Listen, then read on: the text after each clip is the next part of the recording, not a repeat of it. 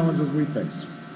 I will listen to you when we disagree. And above all, I will ask you to join in the work of remaking this nation the only way it's been done in America for 221 years. Block by block, brick by brick, calloused hand by calloused hand. What began 21 months ago in the depths of winter cannot end on this autumn night. This victory alone is not the change we seek. It is only the chance for us to make that change. And that cannot happen if we go back to the way things were. It can't happen without you, without a new service, a new spirit of sacrifice. So let us summon a new spirit of patriotism, of responsibility, where each of us resolves to pitch in and work harder and look after not only ourselves but each other. Let us remember that if this financial crisis taught us anything, it's that we cannot have a thriving Wall Street while Main Street suffers. In this country, we rise or fall as one nation, as one people.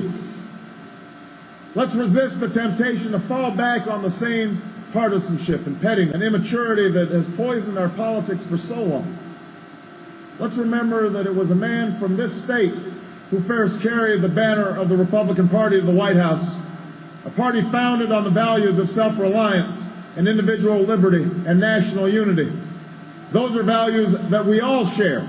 And while the Democratic Party has won a great victory tonight, we do so with a measure of humility and determination to heal the divides that have held back our progress.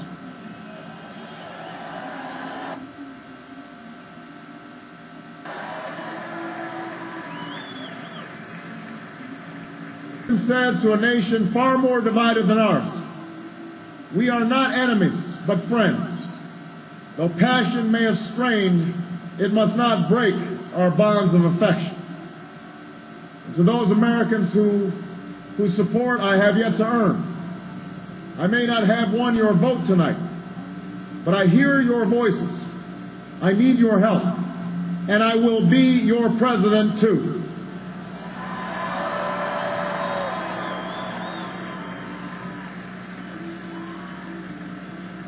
And all those watching tonight from beyond our shores, from parliaments and palaces, to those who are huddled around radios in the forgotten corners of the world, our stories are singular, but our destiny is shared.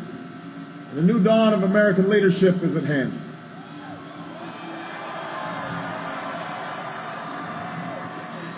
To those who would tear the world down, we will defeat you. To those who seek peace and security, we support you. And to all those who have wondered if America's beacon still burns as bright, tonight we proved once more that the strength of our nation comes not from the might of our arms or the scale of our wealth, but from the enduring power of our ideals, democracy, liberty, opportunity, and unyielding hope.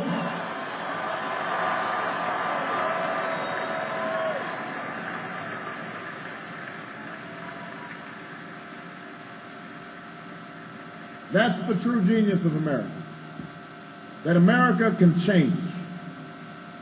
Our union can be perfected. What we've already achieved gives us hope for what we can and must achieve tomorrow.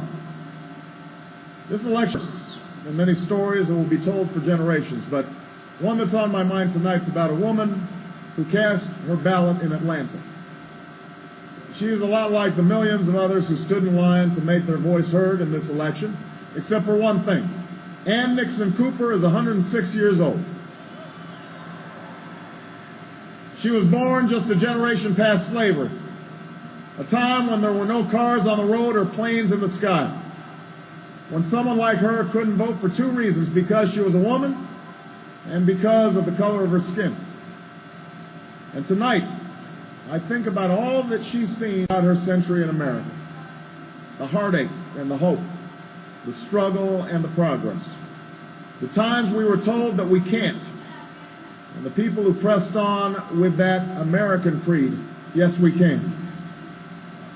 At a time when women's voices were silenced and their hopes dismissed, she lived to see them stand up and speak out and reach for the ballot. Yes we can. when there was despair in the Dust Bowl and depression across the land. She saw a nation conquer fear itself with a new deal, new jobs, a new sense of common purpose. Yes, we can. When the bombs fell on our harbor and tyranny threatened the world, she was